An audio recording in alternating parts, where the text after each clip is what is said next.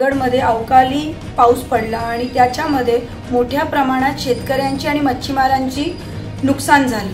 आम्ही गावोगावी जाऊन बघितलंय काय पद्धतीचं नुकसान त्या मच्छीमारांचं आणि शेतकऱ्यांचं झालंय।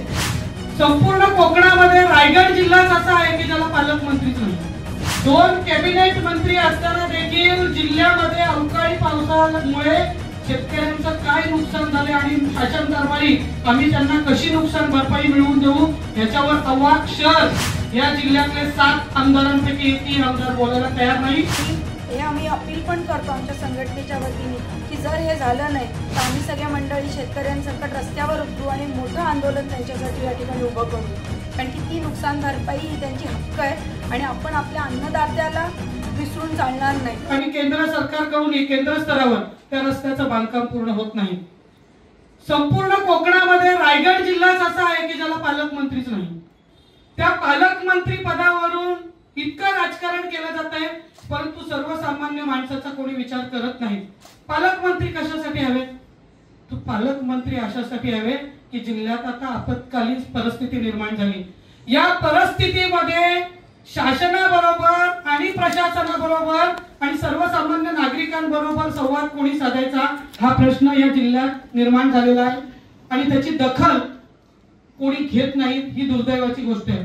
मगाशी ॲडव्होकेट गौतम पाटलांनी सांगितलं की आता रुमालाचं राजकारण सुरू आहे। या रुमाली राजकारणामध्ये सर्वसामान्य नागरिकांना काही इंटरेस्ट नाहीये।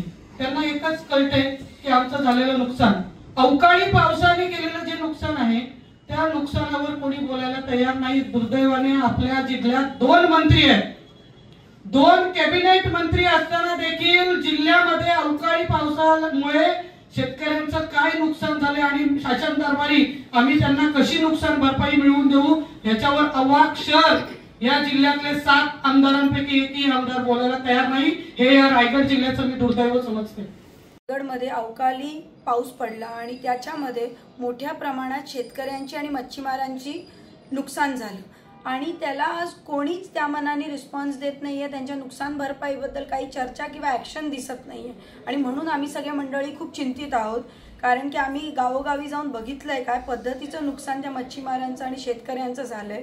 म्हणून आम्ही मीडियाच्या माध्यमातून आज पुन्हा एकदा शासनाला मागणी करतोय की या शेतकऱ्यांसाठी मच्छीमारांसाठी लवकरात लवकर त्यांचे पंचनामे व्यवस्थित झाले पाहिजे, त्यांना योग्य ती नुकसान भरपाई मिळाली पाहिजे।